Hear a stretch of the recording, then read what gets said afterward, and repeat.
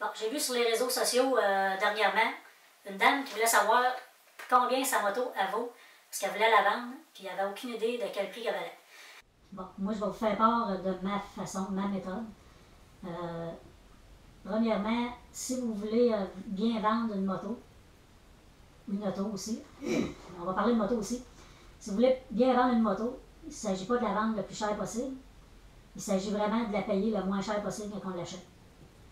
Après coup, mettons que c'est fait, il est trop tard, elle est achetée, vous voulez la vendre, bien c'est sûr qu'on va sur les annonces classées, Kijiji, les packs, on va chercher une dizaine de motos dans le même style. Ma méthode, c'est, je fais une année en dessous, 2006, une année au-dessus, 2008, puis 2007. Je ramasse les 10 bicycles que je vois là-dedans. S'il y a 10 2007, je vais prendre juste 10 2007. Mais s'il n'y en a pas assez, je vais aller en dessous et au-dessus. Après ça, je vais prendre ces 10 bicycles-là et je vais diviser en 3 colonnes. Je vais prendre une colonne de prix. Je vais prendre une colonne qui va être les années. Puis l'autre colonne va être les kilométrages. Ensuite, ces 3 colonnes-là, je vais les additionner. Toutes les années, je les additionne ensemble, puis je trouve la moyenne de ça. Pour ceux qui sont moins forts en maths, pour trouver la moyenne de ça, c'est pas bien compliqué. Tu additionnes les 10. Après ça, tu divises par la racine carrée fois 1,1416. Puis, ben non, c'est pas vrai. Tu fais juste additionner tes années, disons 2007, plus 2008, plus 2007, plus 2008, plus 2006. Toutes tes 10. Après ça, tu leur divises par 10, puis ça va te donner la moyenne de ton année. Fait que, mettons qu'on tombe sur un 2007, la moyenne, ça va être le 2007. Fait que là, l'idée, c'est de trouver le bicycle moyen. Après ça, je vais prendre ma colonne qui est de prix. Je vais additionner tous les prix ensemble. Après ça, je vais diviser ça. On va dire un chiffre comme ça, mettons 15 000. Fait que mon 2007 que j'ai trouvé vaut 15 000. Après ça, je vais aller chercher ma colonne de kilométrage. Ça semble bien niaiseux pour plein de monde là, qui le font déjà, là. Mais c'est important de l'expliquer. Je fais ça justement pour ceux qui ne savent pas vraiment.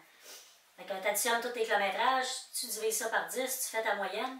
Fait que ton 2007 qui vaut 15 000, il y a 60 000 km. Bon, on part de là, ça ne veut pas dire que ton bicycle à toi, il y a 60 000 km. Ça ne veut pas dire que ton bicycle est bien entretenu. Ça ne veut pas dire qu'il est mal entretenu. Peut-être bien que les autres que tu as vus ne sont pas beaux. Il y en a qui ont mis plus d'argent, plein de chrome. Il y en a qui ont fait faire le moteur. Il y a plein de variantes là-dedans. C'est sûr qu'il faut évaluer à peu près ça. On ne peut pas être à la perfection, mais on a déjà une bonne idée. Là, tu évalues le tien un peu dans toutes les descriptions que tu vois des autres. Puis, tu essaies d'être honnête, le plus réaliste possible. Parce que c'est toi qui veux le vendre. Si tu veux le vendre, il faut que tu sois réaliste. Fait que, mettons que tu arrives avec tout ça, avec la valeur de ton bicycle, tu dis, moi, mon bicycle, là, il est pas mal plus propre que tous les autres que j'ai vus là. La moyenne, c'est 15 000. J'ai moins de millage que 60 000 km, qui est le kilométrage moyen. Moi, j'en ai 50. Fait que, mettons que je dis que le mien, il vaut 15 400. Fait que là, j'ai le prix moyen du bicycle moyen, plus 400 parce que j'évalue que le mien est meilleur. Mais, il faut se dire que tous les bicycles qui sont là à vendre, avec leur prix, ben, ils ne sont pas vendus. Ils sont encore là. Ça veut dire qu'ils sont encore trop chers. La plupart sont trop chers. Fait que 90%, si c'est pas plus, des motos qui sont vendues, sont toujours vendues moins cher que le prix annoncé. Fait qu'il faut que tu penses à ça aussi. Fait que toi, tu veux vendre ton bicycle, tu ne veux pas rester prêt avec. Ben là, moi, je te dis, descends un 500$ en bas de ça. Moi, c'est ça que je fais. Là, j'arrive avec mon bicycle moyen, 15 400$.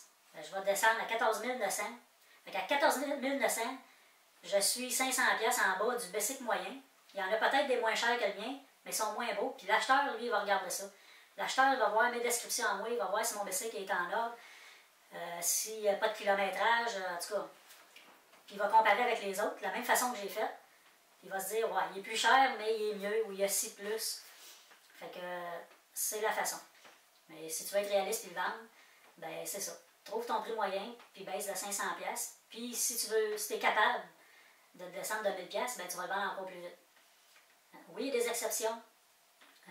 Oui, il y a des variantes.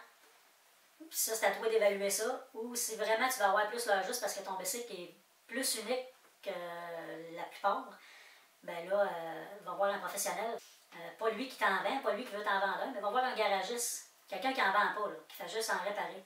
Parce que les concessionnaires, eux autres, ils vont te saigner. C'est sûr qu'ils ne diront pas que ton bicycle vaut cher. Fait que c'est ma méthode. Puis bonne chance dans ta vente, esti.